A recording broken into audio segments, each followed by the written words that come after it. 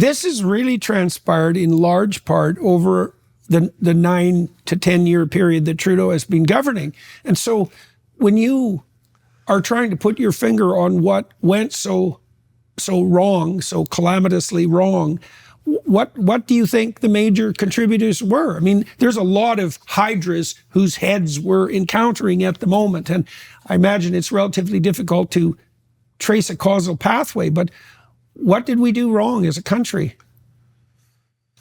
Well, I mean, it doesn't, what I'm about to say is not a shock to anyone. We have a prime minister who is dedicated to a extremely radical ideology.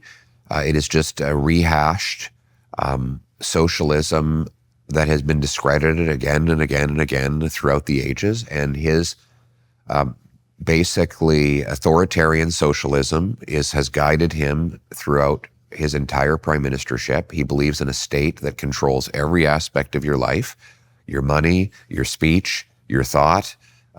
He controls the economic, all of the industries of the country. And every time that has been tried, it is a complete disaster. So there's no mystery involved. It is the same old disastrous outcome that results from the same old disastrous policies. Right, that have demonstrated themselves as disastrous continuously throughout the 20th century. Exactly. Okay, so one of the things that I think is particularly striking, I saw Stephen Guilbeault, who's probably the minister in Trudeau's cabinet who's most fervently he describes himself as a socialist. Economy. Well, this is the thing. Yeah. So he described himself as a socialist. And so for all you international people listening, Canada has always had a socialist party, and that's the New Democratic Party, the NDP, which is currently run by Jagmeet Singh, who's propping up Trudeau, all his protestations to the contrary. And Canadians have always been, about 20% of Canadians have stably supported the socialists, the NDP in Canada. And that's been true since about 1962 or something, when they first popped up as a federal party. Now, the Liberals, and that's Trudeau's party, have been a centrist party, historically speaking, and they were the home of the classic Liberals, all things considered. And they like to steal good ideas from the left and from the right and chart Canada's course down the middle. The thing about Trudeau's Liberals is they're not Liberals, is they're far-left socialists.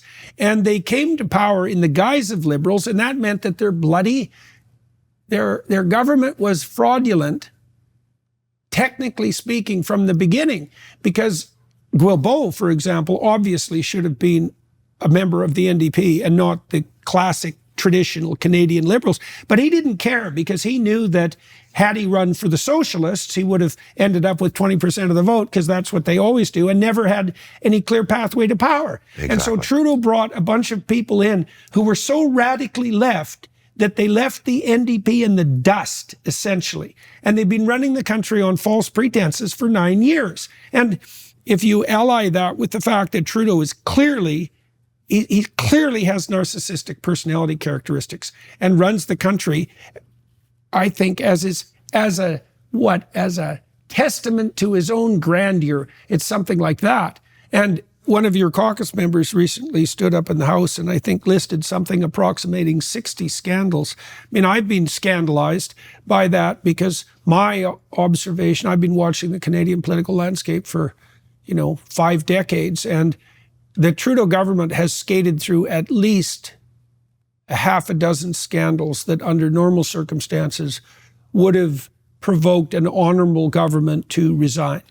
And then that doesn't count the other 54. Yeah. And so at the moment, Trudeau's grip on authority is very shaky. His deputy prime minister resigned last week in a cloud of catastrophic, surreal manipulation. He shuffled his cabinet this week. At least a third of his caucus doesn't have any confidence in him, but he's being propped up by the socialists, Jagmeet Singh in particular, who also continually proclaims publicly that he is an opponent of the Trudeau government and is standing up against him, while refusing categorically to do anything to do the thing that's actually in his power to bring down the government. So do you want to, I just can't understand this at all. So do you want to walk us through this? Well, let's first of all shed a brief tear for Jagmeet Singh, because the problem he has is that he's trying to be an NDP leader and we already have an NDP prime minister. I mean, Justin Trudeau is, he's actually much more radical than the traditional NDP. As the NDP themselves admit, the previous leaders of the NDP. Yes, he attacked the NDP Trudeau attacked the NDP for being too conservative. Yeah. But because he had the comfortable blanket of the Liberal Party, which governed for most of the last century, people didn't realize what kind of radical they were dealing with. Yeah. The second problem Jagmeet Singh has is that all of his political ideology is implemented now. So, and we're seeing it. Like, people look around and say, okay, this is what it looks like. The utopia the NDP has been spinning in the corner of Parliament. They told us everything was going to be free and wonderful and just, and there would be racial equity. There would be there would be unicorns and butterflies and rainbows, and this would be the utopia. Well, now that all of their policy agenda, all of their agenda is implemented, and people look around and it's a hellscape. We have 1,400 homeless encampments in Ontario, 35 in Halifax. We have hate crimes are up 253% in the last 9 years. The military is decimated. Wages are dropping. Like, it's the list goes on. And so Jagmeet Singh is trying to disown that ideology, even though that it belongs to him. And he's trying to unsuccessfully to convince people that he's somehow different than that, when in fact Trudeau has only been doing what Singh would have done in his place. And so it is a classic for socialists. What they try to do is change their names and move on and try to have everyone forget their past.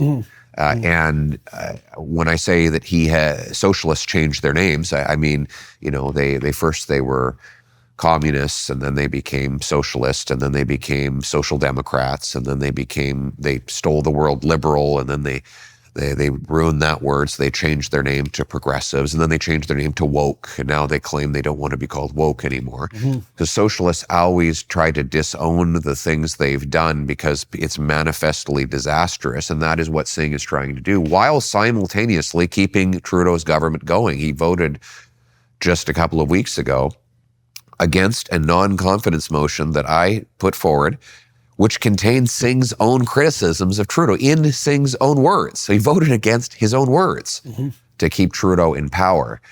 But I will remind people. How do you account for that from a motivational perspective? I mean, the scuttlebutt in the Canadian press is that Singh is propping up the government for personal reasons, say, regarding his pension. Now, you're making a much more political case. But I can't understand how he can reconcile himself to himself, because what he does is so at odds with what he says that it couldn't be more different. Like, if he allied him, the other thing I can't figure out, maybe you can shed some light on this, is like, when Singh agreed to act as Trudeau's support, why the hell didn't he negotiate a cabinet seat? I mean, why didn't he make it into a formal coalition? I know that's not a traditional Canadian move, but it could happen. And so he sold his soul to Trudeau, fundamentally, decimated his own party, and gained nothing in return, including what he could have gained had he bargained properly. That's how it looks to me. And what do you think about that?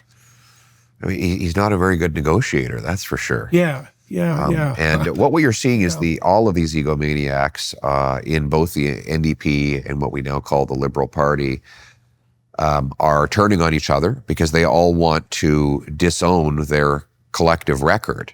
All of them want to say, I wasn't part of this. And whether it's the outgoing finance minister Freeland, or Mark Carney, who's been writing the financial plan behind the scenes, or Jagmeet Singh, they're all trying to say, I wasn't there, I wasn't part of it, I'm something completely different than what you see. That is just an illustration of how much of a disaster their agenda has been. And I think that's why we're doing so well, and we're going to defeat them, and Canadians will give me a mandate to take the country in a completely opposite direction. Data brokers, those invasive tech companies, spy on your online activity, compromising your freedom. They monitor every click, action, and word, then compile and sell this information to corporations and foreign governments. These entities don't care about your welfare. That's why we use ExpressVPN, a company dedicated to protecting you from these Big Brother surveillance operations. With ExpressVPN, your entire online activity flows through secure, encrypted tunnels, ensuring complete privacy. No one, no data brokers, big tech companies, or even your internet provider can track your online behavior. ExpressVPN masks your IP address, the digital identifier that enables data brokers to collect and sell your information to questionable companies. That's why we at the Daily Wire are proud to partner with ExpressVPN. Both our hosts and production teams rest easy amidst their busy travel schedules, knowing their data isn't being compromised or sold regardless of where they're using the internet. Plus, for U.S. customers, ExpressVPN's new Identity Defender feature removes your data from brokers' databases, monitors the dark web for your compromised information, and alerts you to unauthorized social security number usage. Using ExpressVPN is about defending your fundamental right to privacy. As our lives increasingly move online, more of our personal information becomes vulnerable to surveillance. Protect yourself with ExpressVPN today. Find out how you can get 4 months free by scanning the QR code on screen, clicking the link in the description box below, or by going to expressvpn.com/JordanYT. Okay, so what do you see on the horizon in the upcoming year? I want to talk about two things. What you think is going to unfold, well, even in January, I mean, once Parliament reconvenes, and what you expect from Trudeau in terms of his political action, then what you expect as the Liberal Party tries to reformulate itself. Like, I can't imagine a scenario, not really, where Trudeau leads the Liberals into the next election. That seems to me highly improbable. It wouldn't surprise me if he has to be removed kicking and screaming, so to speak. But I'd like to hear your thoughts on what are Canadians to expect in the upcoming months. So Parliament's back in late January. It will take some weeks to actually get a non-confidence vote onto the floor of the House of Commons. Then we'll see if Jagmeet Singh's latest promise of voting non-confidence was as insincere as his prior commitments to that effect. When does his pension kick in? In February. So he's now, basically, he said yesterday that he would put forward a non-confidence motion at the earliest opportunity. Well, that's likely to be March, which is... Oh, that's convenient. Okay, right, so that problem's off. So really, that's right. So March is the earliest, as far as you can see, that election could be called. Singh will not vote non-confidence before he gets his pension, or at least he will not vote non-confidence in a way that sees the election happen before his pension kicks in. So we won't have an election before very late winter, early spring. Then there's the possibility that the Trudeau resigns and then goes to the Governor General and says we need to shut down Parliament, while the Liberal Party then chooses a new replacement, a Trudeau 2.0. And so there would be a leadership race. God knows how long that would drag on for. You think approximately in March, no earlier than March, as far as you can foresee? Yeah, probably. And during which time we'd continue to flounder and twist in the wind. And by the way, the Liberal media is all saying, well, surely you wouldn't want to trigger an election during the Liberal leadership race.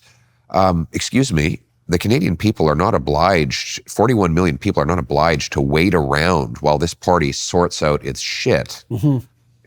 These guys could have got rid of Trudeau a year and a half ago. They knew he was a disaster then.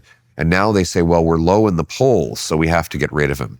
Now, you didn't care when he was just depriving single mothers of food for their kids, or doubling housing costs, or unleashing crime in neighborhoods across the country. But now you're really concerned about getting rid of him because your poll numbers are down and you want to keep your job. Sorry, that's not a good reason to paralyze the entire country, in the face, by the way, of a major negotiation with the incoming U.S. president, who enters with a massive and powerful mandate, and a man who has proven that he can spot weakness from a mile away.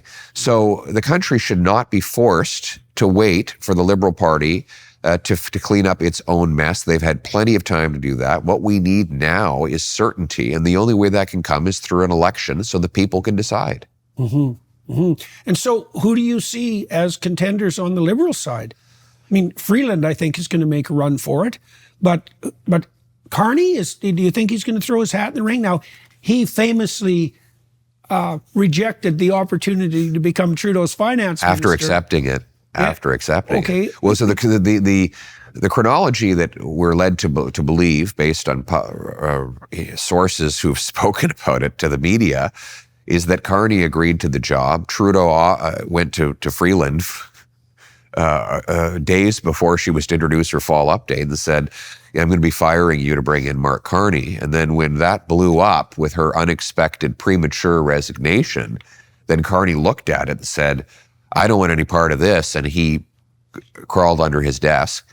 And so he was happy to take the job when it looked like it was a clear path. But then when it was a messier path, he hid from it. But why would have he decided to take that job to begin with? Because it's a good question. Well, God, you can't imagine stepping into a more thankless role. I mean, who would want to associate with these guys? Well, Carney already has a reputation. It seems to me that if he has prime ministerial ambitions, he'd just wait for the Trudeau Liberals to cataclysmically degenerate even further and then step in as the savior. Look, he's going to try and distance himself now, but here's the problem. He signed on as Trudeau's economic advisor. It's an official role he holds today.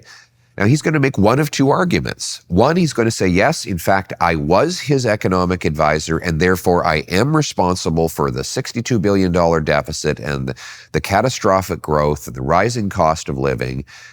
Or he's going to say, I wasn't really his advisor, I was just full of it. You know, he has to decide, was he lying to everybody when he claimed he was Trudeau's advisor? Or was he telling the truth? And either way, he's got a major political problem that he is now totally inseparable from the Trudeau record. He supports the carbon tax. He supports the attack on our energy sector. He told me in a parliamentary committee that he opposed Canadian pipelines, even though his company has invested in pipelines in the Middle East and in Brazil. You know, he is part of the Davos agenda. He's just every bit as radical as Trudeau. The only difference is he's got a nice banker's haircut and suit, and he wears navy blue socks rather than polka dot socks. But beyond the aesthetics, he shares Trudeau's entire ideology, and he represents the status quo.